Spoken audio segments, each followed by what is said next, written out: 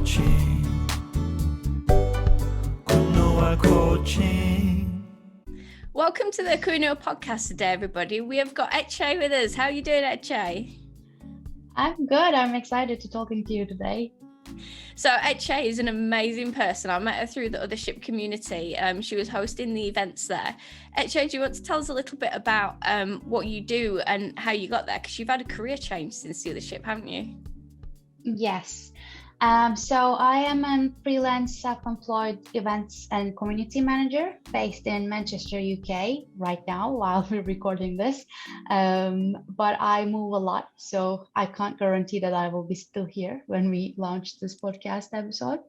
I moved to the UK 2 years ago in 2019 from Turkey and established my own events management company. And since then, I'm doing corporate events management or community management for small businesses or startups like the Othership where we met. Currently, I am working for a US-based tech company as a US East and Europe events marketing consultant. I have a background in a lot of different sectors. Actually, I have graduated as an industrial engineer originally, and I worked as a business development specialist in a port management company. It was a whole different career. Then I stopped working there and started working with an events management company. That's how I got into events, and that led me to being self-employed in the UK. Yeah, but I love it. Especially I love the online events and community events because it helps me to meet a lot of amazing people and to grow my network a lot. And it's just so fun for me to organize events. So it's an easy career, I can say. So how does somebody go from being a graduate of industrial engineering into your career with a performance background? How does that happen?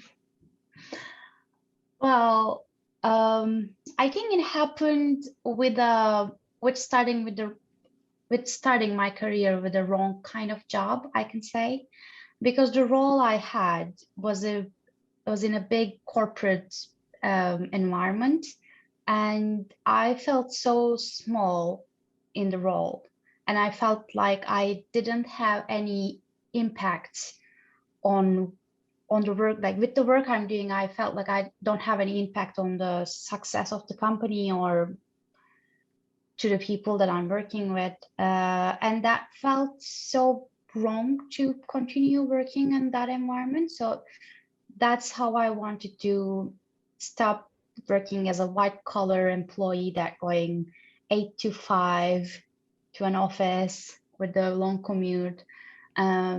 That's how I got into a service industry. And when I started working with the small events agency, then I felt like my work really speaks and the things that I do matters. And yeah, that felt easier for me, even though some projects were harder compared to other work that I was doing in the corporate environment.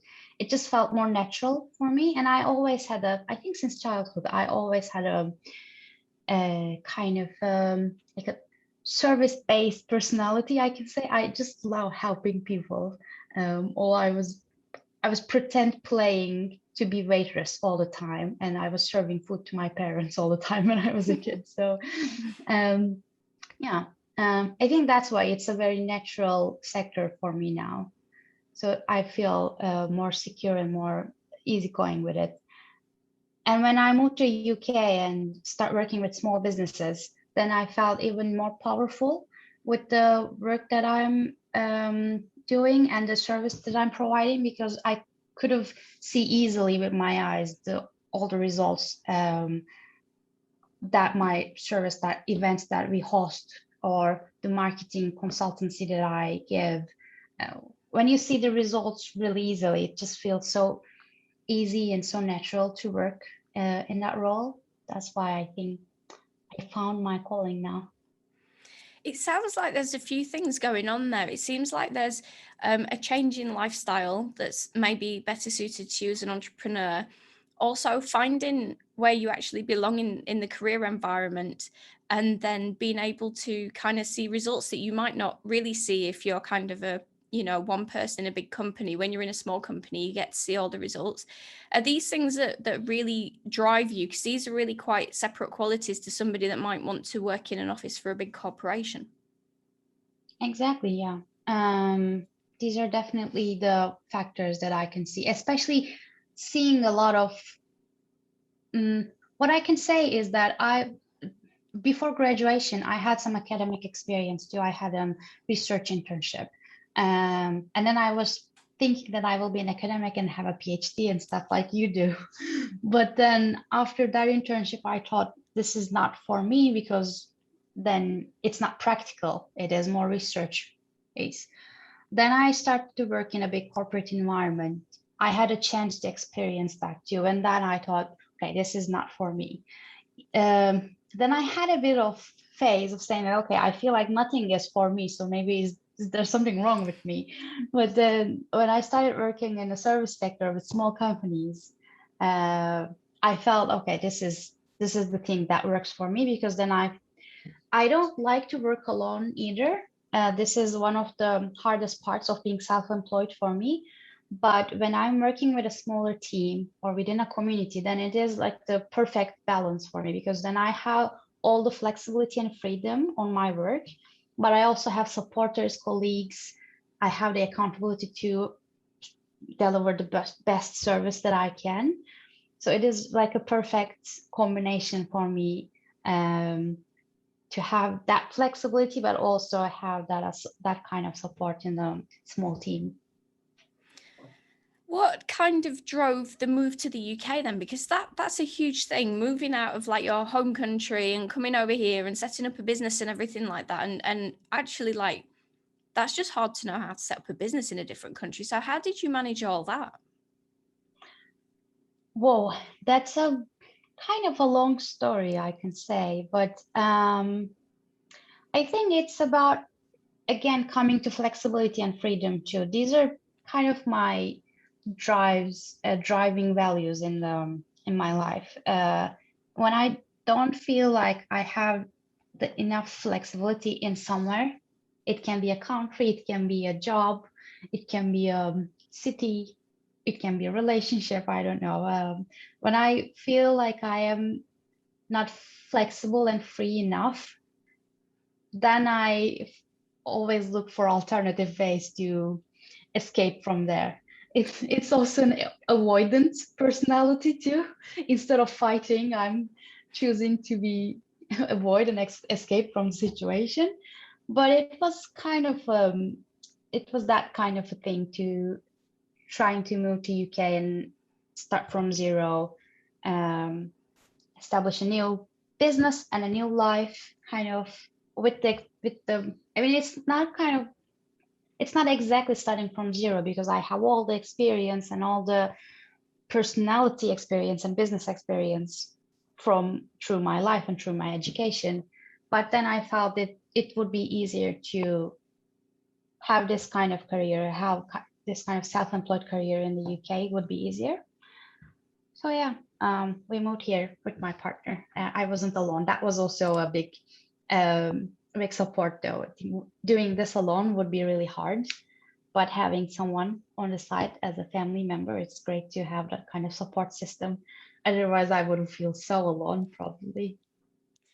In terms of setting up the business, was it really difficult to kind of, you know, legally and financially and everything like this, try to understand what is required to set up a business in a different country? This is actually, the setting up a business is coming from a special visa arrangement between Turkey and the EU. And there are a lot of examples of this. And I had some friends did this before. I asked their help, and I worked with an accountant, know that kind of visa and what kind of business I need to establish. So yeah, I had professional help for all of these things, because otherwise I would be lost with a new country and new legal system and new everything. Yeah, so I just left everything to my accountant and trusted to do all. So the advice is get a good accountant. I would second that. Yes, get a good accountant, but also get someone with a referral, I can say, because especially in a country like UK where you have different backgrounds, I'm lucky that my accountant is very experienced with my visa type, because maybe a more professional accountant wouldn't know what to do with my situation, right? So it's good to get referrals from the people similar to your situation and have a professional help with it. Going back to talking about your career, when you've kind of made these pivots, when you changed from engineering to service-based, and when you kind of moved country and you set up a business, did you have any kind of mindset issues when you were doing this? Was it difficult to kind of get it straight in your mind, not only where you wanted to be and what you wanted to do, but to actually feel that you were able to do it and have the confidence?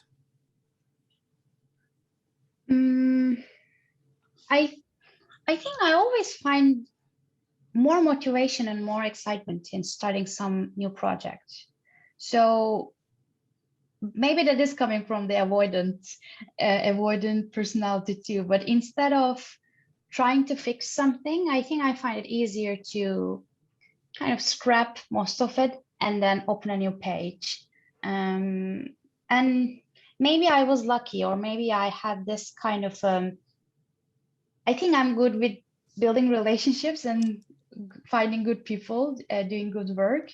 So when I was switching from engineering to service sector, I asked help from my environment. People referred me, other people, other businesses. So I met through professionals that could have helped with my switch, and then were respectful with my background. Because especially I can talk about Turkey, but in the service industry, it feels like you kind of wasting your engineering or other science education with the service sector, service-based job. But I was lucky to find people that is respecting and also valuing my kind of academic experience. And then I was able to merge these professional experience with the service sector.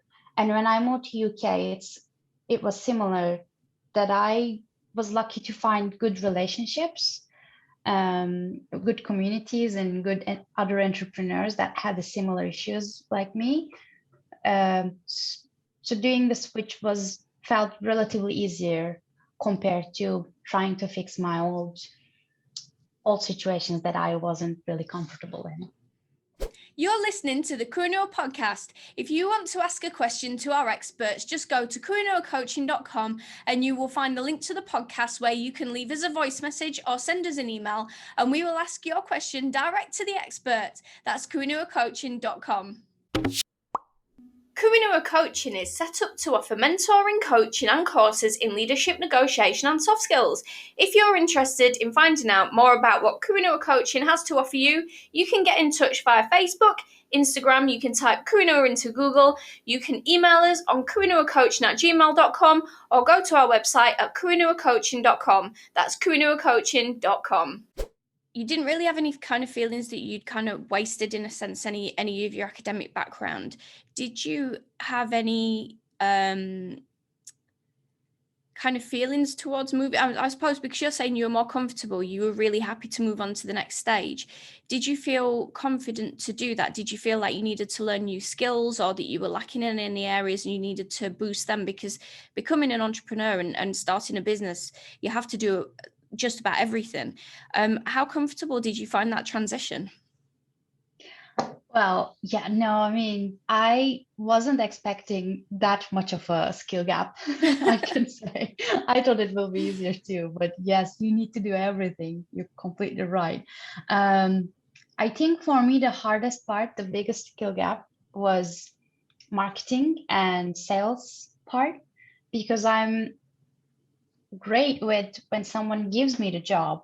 I'm great delivering it. I'm great with project management, organization planning, finding all the tools that I need, learning all the new skills that I'm lack of. I'm good with that part. But finding the work itself is actually, I think it is true for all self-employed people and all the entrepreneurs, is finding the work is the hardest part. And I felt like, when you first started, you have all these resources on talking about your ideal client avatars and your voice and your branding, and I don't know who my I don't know who my client is. I'm like, I can do events for everyone. That was the biggest mistake I did at the beginning. It's like, I can do events for everyone. Everyone might need events. But yeah, then I learned that it is not the case, and I need to narrow my range as much as possible, suitable with my own experience and with my own skill set, etc. But I wasn't expecting it would be that hard. I struggled at the beginning so much. I think it was a combination of moving to a new country and being self-employed for the first time. So I struggled at the beginning very much. But I think what helped me the most was seeing everyone goes through similar processes and similar experiences. Because I remember listening to a podcast episode from Leapers, another self-employed community. And at that time, I was feeling why I feel lack of motivation, why I don't feel like working, why I'm so lazy, etc. So I was labeling myself with all kind of negative thoughts.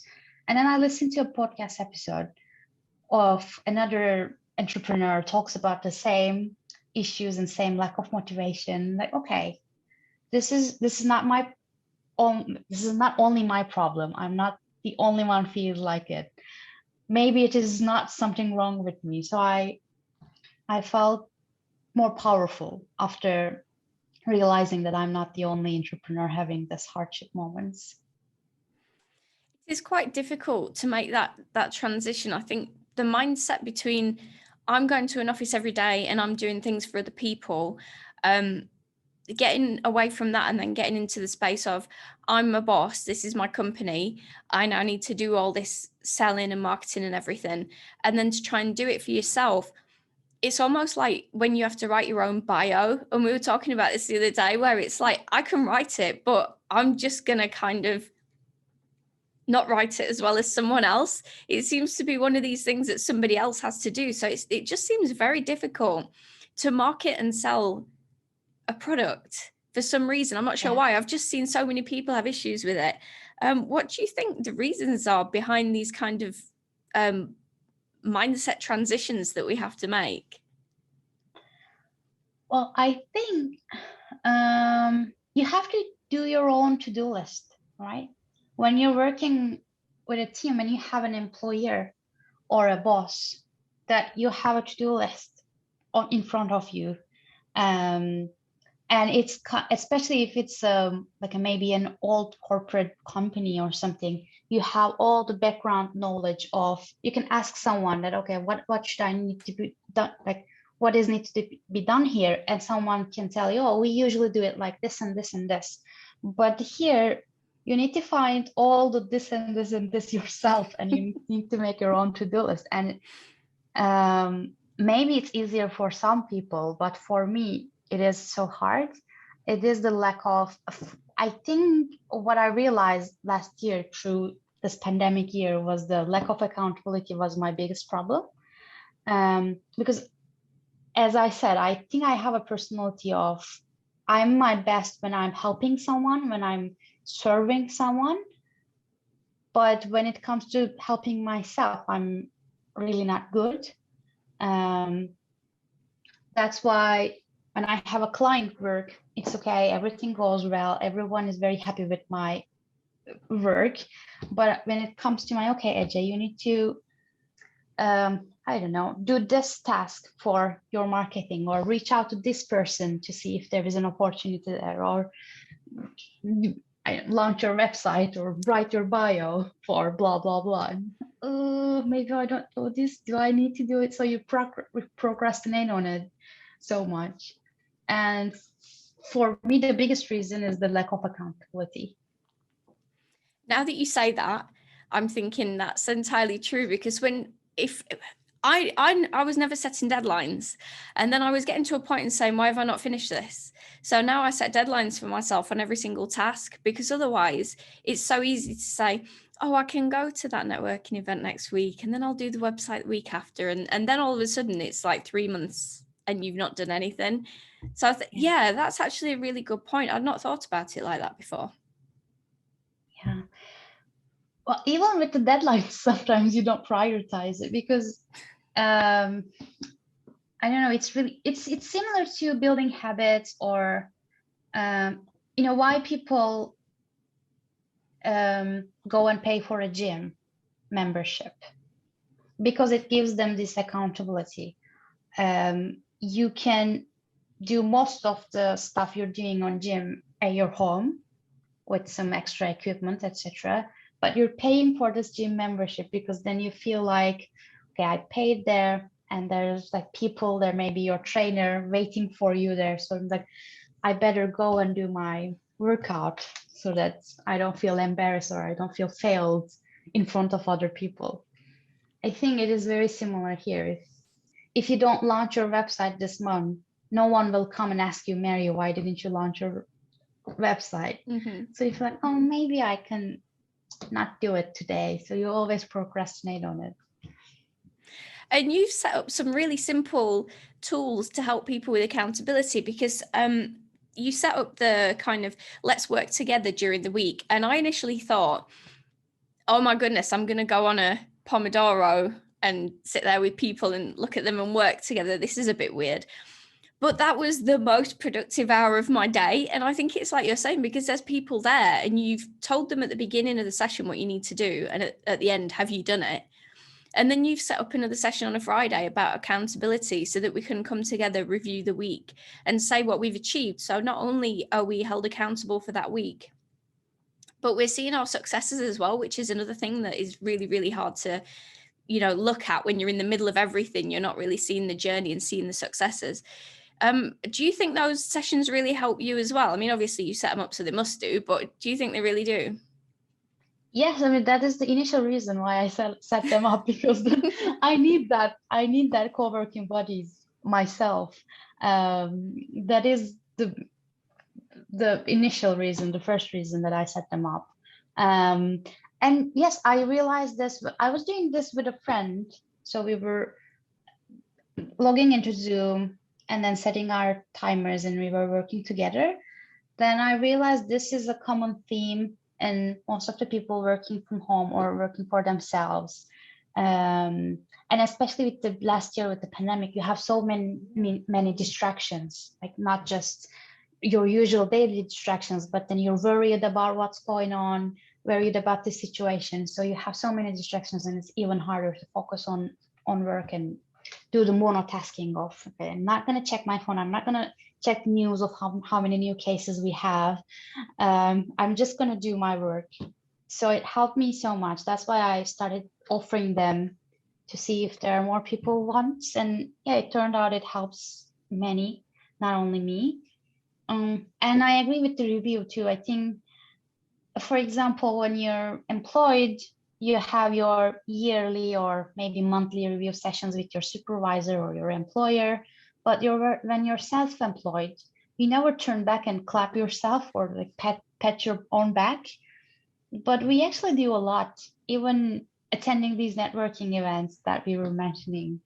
It feels like, oh, I just attended a networking event. Yeah, whatever. But actually you just show up, you presented your business, you establish new relationships, you actually did a lot. So seeing that helps you to appreciate yourself, and then gives you a bit more motivation to try even harder. If you feel like you didn't succeeded that much that week, maybe, but finding at least like 2-3 small wins gives you the motivation. It boosts your motivation for the upcoming weeks too. So I failed to do reviews myself, but then when I help people do it, I do it for myself too.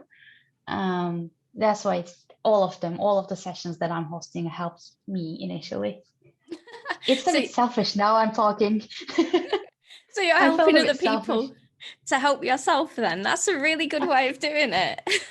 Yes, I mean, I needed to help myself accountable with something, so I just rely on other people. No, that's fantastic. Ece, we're coming towards the end of the interview. Do you want to give people an indication of where you are on the internet? And we will be tagging all this below because we are recording this in advance, and Ece is going to have a website, and I'm holding her accountable now, by the time that this podcast comes out. So there will be links for you to click through to find her. So whereabouts can we Yes. find you? I think everyone can find me easily on LinkedIn and also in the other ship community, of course. I will be always be a big part of it. But yeah, I think LinkedIn will be always my public, I will say, social media. I'm not great with other social media platforms, but I love LinkedIn. So yeah, and we can leave my email address in the notes too. So if anyone looking for some accountability or some events management or something to chat about motivation, why not? Well, thank you so much for being a guest today and for being our first guest on our season 4 podcast, which is amazing. How did we get there? And for the listeners and the viewers out there, if you do like what you're seeing, go and check our back catalogue for some more amazing guests and leave us a review and do subscribe. Thank you very much, Ece, for being on today. Thank you, Mary. You've been watching on YouTube or listening on an audio platform to the Kuno podcast. If you like what you're hearing, then don't forget to subscribe so you don't miss any amazing content, and don't forget to leave us a review. Kuno Coaching.